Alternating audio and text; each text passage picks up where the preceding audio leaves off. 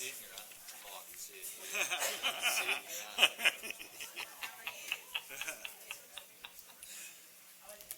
All right, you ready? I am, if you are. Board members, you ready? Ready. Okay.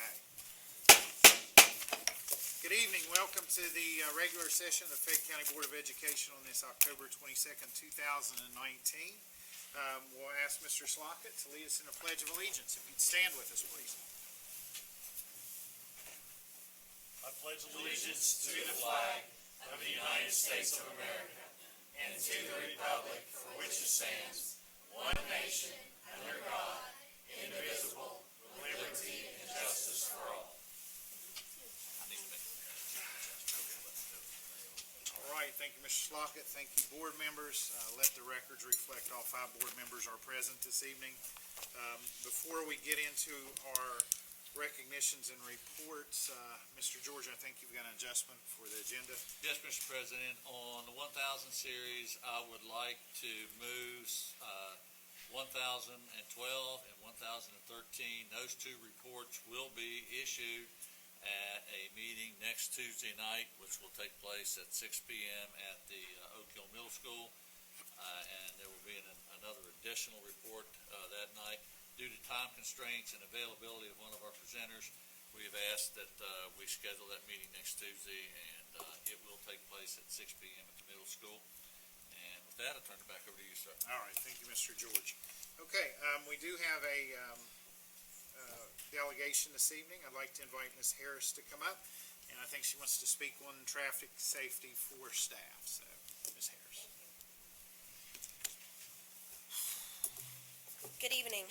My name is Danielle Harris, and I would like to thank you for the opportunity to address the board as I speak to you tonight in the capacity of a Fayette County educator as well as a Fayette County Education Association officer. The new and innovative Oak Hill Educational Complex was a massive undertaking and far exceeded any of my expectations. Our students now have fully equipped science rooms and state-of-the-art STEM labs equipped with 3D printers. This complex is exactly what every Fayette County student deserves. Of course, like any new construction, there were some unforeseen or perhaps unplanned bumps in the road. One of those situations arose the first week of school.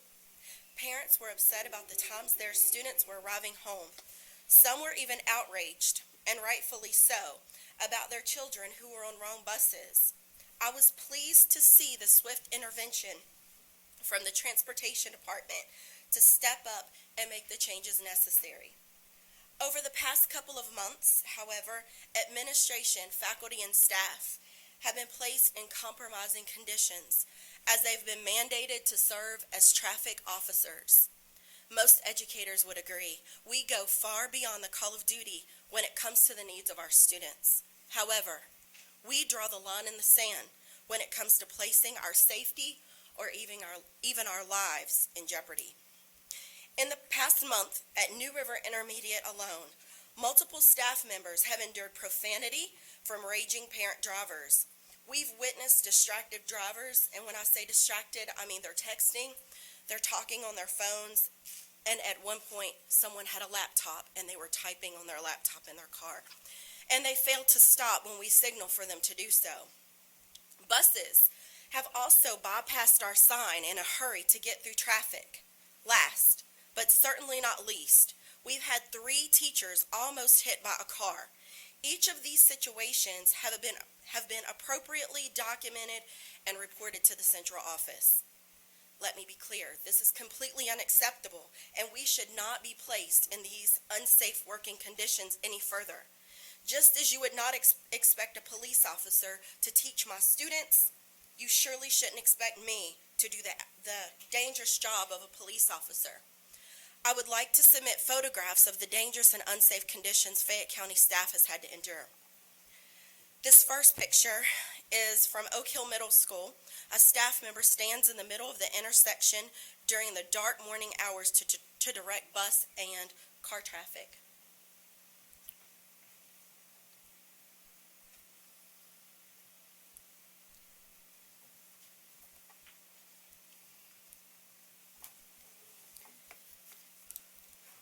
Picture 2. A staff member has to run to ensure cars not only stop at the sign, but also yield to bus traffic. I've indicated where I want you to look with the little orange marker. As you can see, she's standing in the middle of the road. Look carefully at the car coming behind her. That's oncoming traffic that she's trying to avoid, as well as when she's doing her duty.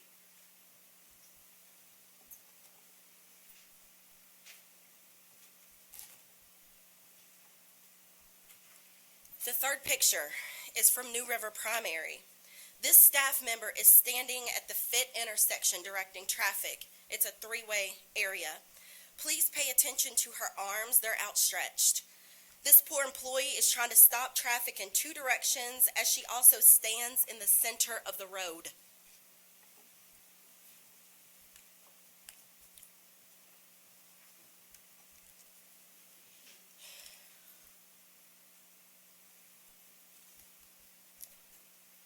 The fourth photo that I'd like to submit to you is still at New River Primary. Now, here's the best part. That same employee that I just showed you on picture 3, she has to run. Yes, run to the next traffic area because her partner was absent that day. So she had to cover 2 traffic duties that morning. And as you can see, she's running in the middle lane on that yellow line between oncoming traffic.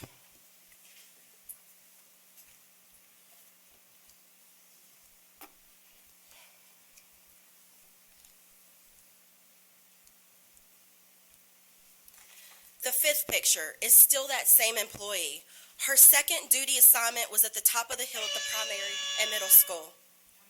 Thank you. May I submit these pictures to you guys? Absolutely. Thank you. Thank you for your time and consideration. Okay, thank you, Ms. Harris.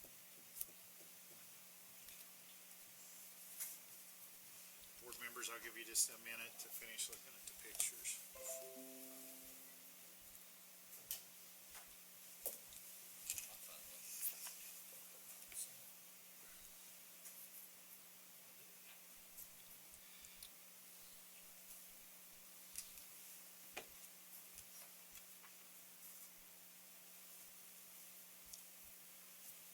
You might want to keep those for the next week for the work session.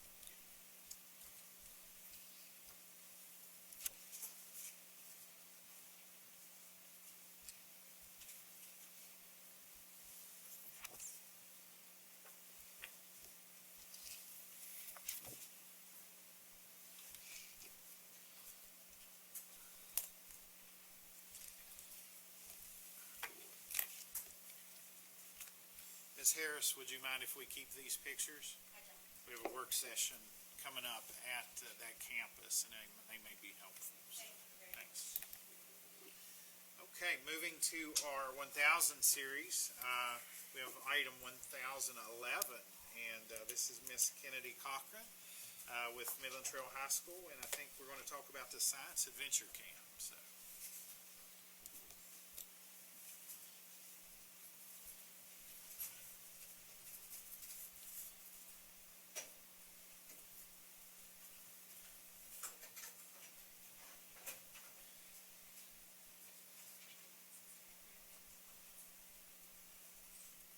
Hello, members of the board. I have brought 3 of my students with me this evening. I have Haven Gerwig, I have Rowan Bostick, and I have Isaac Walls here with me. And we just wanted to share a little bit of our experience at Science Adventure School. And we wanted to be appreciative to you guys for helping us to get there by approving our trip to the Science Adventure School. So back in September, I was able to take 28 of my 6th grade students, and we went to the Summit Bechtel Reserve, and we spent 3 nights and 4 days over at the Summit Bechtel Reserve. And so during that time, we were able to do experiential learning, which is an awesome thing, and I love this form of teaching, as well as I know they can attest to loving that form of learning. So we were able to do hands-on science activities throughout that whole week. The first day we started off with a lot of team building, critical thinking, problem solving, all these things that we want to see students doing, but just out in the field. So this first one, they were having to do an obstacle course, in which they're having to use critical thinking. And here they were out in the wetlands, and they were answering questions from their teachers there. And then over here, a student was dissecting an owl pellet. So this was some experiential learning. And we also did 2 curriculums while we were there. We did science behind the sports, which was awesome because this tied in our physical education with our science. And the teacher that was the chaperone with me was our physical education teacher. And so that worked out really well that she was there with us during that time. And so they did the science behind archery, and they actually practiced some archery. So you can see there they were learning in the middle picture. That was like how bows are constructed and how the whole science behind archery works. Over here they were learning about the amount of power it takes to produce electricity by bike, and then they also did it with rowing power. And then here at the end, they actually did the rock climbing on the awesome rock climbing wall over at the Summit Bechtel Reserve. Prior to doing the rock climbing, they learned about how the muscles all help with that and how we use such different muscles for rock climbing. And the second curriculum that we did while we were there was environmental education. So we actually did some stream studies. Oops.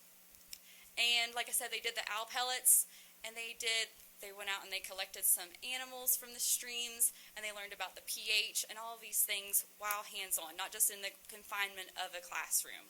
So I just wanted to share how thankful we are for this opportunity, and we look forward to hopefully continuing this in the years to come.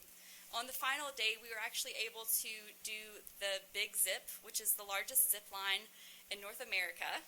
So these students were able to do that, and it was an awesome opportunity. I think all of them would probably say that was their favorite part.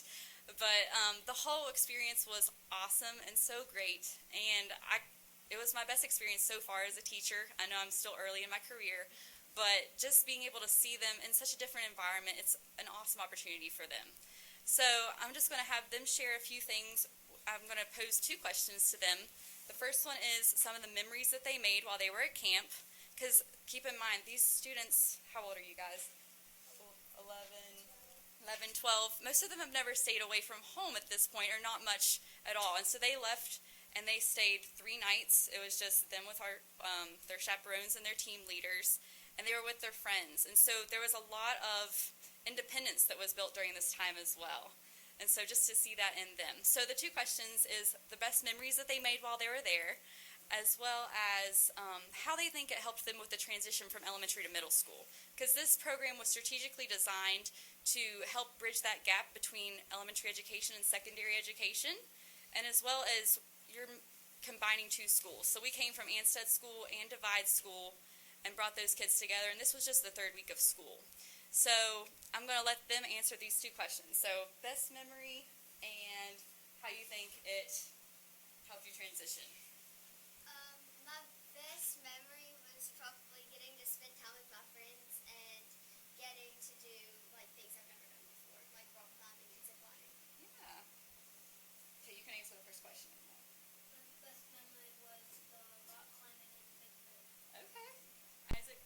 My best memory was on a big zip line where we went over the lake and like all the roads out there that lead to nowhere. And I also liked to go on the other zip line called the canopy or whatever. We also saw marijuana and stuff. You did see a lot of wildlife. So then the second question, how do you think it helped you transition from elementary to middle school, or how has it just helped you to maybe grow in different ways? It made me more independent and like more close with my friends, so I knew it better. Okay. It made me tougher. Made you tougher? Yeah. Okay. Yeah, that's a good thing. It made me more independent and it also helped me meet kids from the other elementary schools.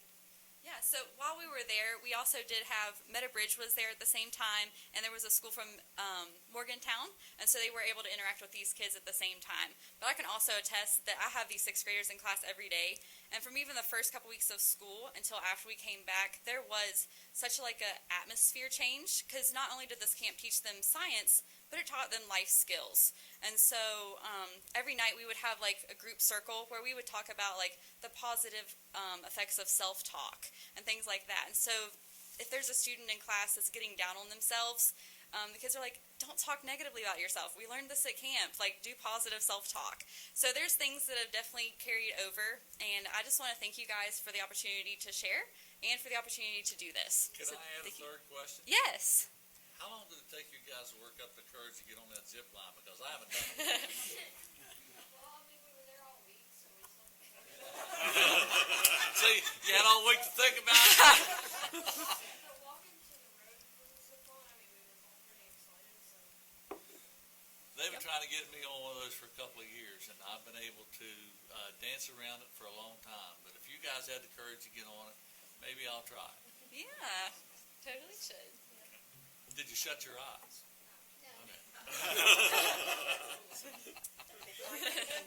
I'll wait too much. Board members, any questions or comments? This is great. Good job. Glad you guys had fun. Ms. Cochran, Glad this you had the experience. one question. So Yes. is this an opportunity that will be there in the future as well? It is. So we were part of the pilot program this year. It was open to Fayette, Raleigh, and Nicholas County at a small amount, and next year they're looking to expand. And hopefully they're hoping to expand it statewide. But for now, our county is definitely included in this pilot program, which is an awesome Okay. piece of that. And to the kids, what did you think of the Becton Summit area itself? It was very beautiful. Was it? Yeah. A lot of cool things? I saw that they were trying to keep it, like, where the animals felt at home. They were trying not to get a whole bunch of things there, to make the animals feel like they were in danger. It was really cool. All right, very good. And I will say, Mr. George, I found out there is a weight limit on those zip lines. So You could have gone all night without saying that. I won't say any more than that. I've tried, Mr. George. I can't go either. Don't worry about it. So, We dip the line too much. Get caught in the middle. You probably would. Some kids did get stuck. Yeah. They had to put like large backpacks on some of them with like 30 pounds worth of rocks just to like get them to the end of the zip line. I wouldn't need any help getting to the end. It's happening at the bow in the middle that has me. all right. Well, thank you, guys. We Thank you very appreciate much. that readout. Thanks.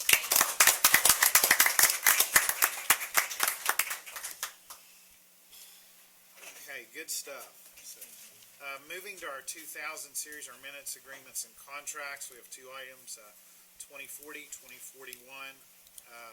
We have releases from Fayette County Schools and also an approval of a contract with New River Health. I have a recommendation from Superintendent to have a motion to accept.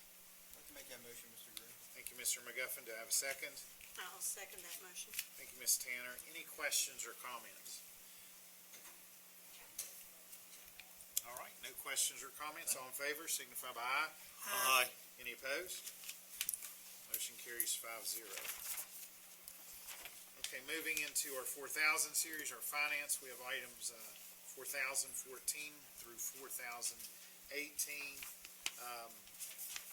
Several supplements, and the September treasurer's report.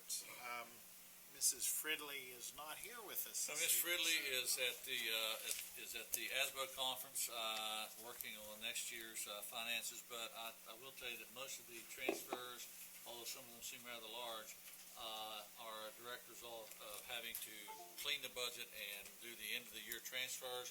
And she will be at the work session next Tuesday. If you have questions, we can bring those up at that time. Okay, so I have a recommendation. Do I have a motion to accept? So moved. Okay, Ms. Tanner, do I have a second? Second. Okay, thank you, Coach Ray. Any questions for the superintendent? All right, no questions. All in favor, signify by aye. Aye. Any opposed? Motion carries 5-0. All right, personnel, the 5000 series, we have items 5089 through 5097. Several recommendations from superintendent. Do I have a motion to accept? move. Thank you, Mr. Slockett. Do I have a second? Second. Thank you, Coach Ray. Any questions or comments for superintendent and staff? Well, I see Ms. Payne's not here. Another question I have is I see still some postings outside this regarding extracurricular for fall sports. At what point do we stop those postings? Code says we must post them until the sport ends. answered my question, code. Okay, Any other thank you, questions? Mr. George. Oh, certainly, Coach Ray. Okay, no other questions. I have a motion second. All in favor signify by aye. Uh, Any opposed? Motion carries 5-0. Okay, that gets us into our superintendent reports, our 7,000 series, and I think, Mr. Superintendent, you're gonna defer that to our work session next Yes, week? I am, sir. If you don't mind, I would like to hold that off. I will tell you though that we have our appointment for our presentation for the SBA for the project, for the Meadow Bridge School. That will be on November the 18th at the School Building Authority offices at 9:45. Okay, and, Mr. Superintendent, I also, had heard that we did, solve our issue with scoreboard at Midland Trail. I'm under the understanding right now that we are in the process. Mr. Payton can probably address it much better than I can, but am I correct in saying that we are currently moving the scoreboard, the large scoreboard from West Virginia Tech up to Midland Trail? Is that correct? We are currently doing all we can at both locations to disassemble as much as possible. On Thursday, we will actually take the scoreboard down, that's the plan at West Virginia Tech, and transport it to Midland Trail. If everything goes well, the plan is to then reinstall that scoreboard on Friday at Midland Trail. Okay, That's the plan, as long as everything goes well. very good, thank you. You're welcome. Okay, if, Mr. George, no other comments? No, sir. Okay, thank you. With that, we'll move into our 8,000 series, which is our legal, and we actually have an executive session for student discipline. So in accordance with 6-9A-4-3 of School Laws of West Virginia, the governing body of a public agency may hold an executive session during a regular, special, or emergency meeting upon a majority affirmative vote of the members present to decide upon disciplining, suspension, or expulsion of any student in any public school unless the student requests an open meeting. Do I have a motion to go into executive session? move. Thank you, Mr. Schlocker. Do I have a second? Thank you, Mr. McGuffin. All in favor signify by aye. Aye. Any opposed? Motion carries 5-0. Take 5 minutes to set the room up. I hear quickly, we'll have a regular meeting, a work session next Tuesday, Next Tuesday after the CEFP session, so. after that. Right, there's CFP from 5 to 6, and then we'll meet at 6 o'clock. In Oak Hill Middle, And we'll meet at the Oak Hill Middle. When you decide that? This week, Okay, well, into last week, this week. Wanted to shorten this one a little bit. We weren't sure, they weren't sure if I was well, up to it. I mean, if we do it now, just tell them to send out a quick text or an email on that thing, so we can, Yeah, I think we just firmed it up today, so, okay. but that's, yeah. Because I haven't been attending those CFP meetings, I haven't been going, You don't have to go to the I'm not going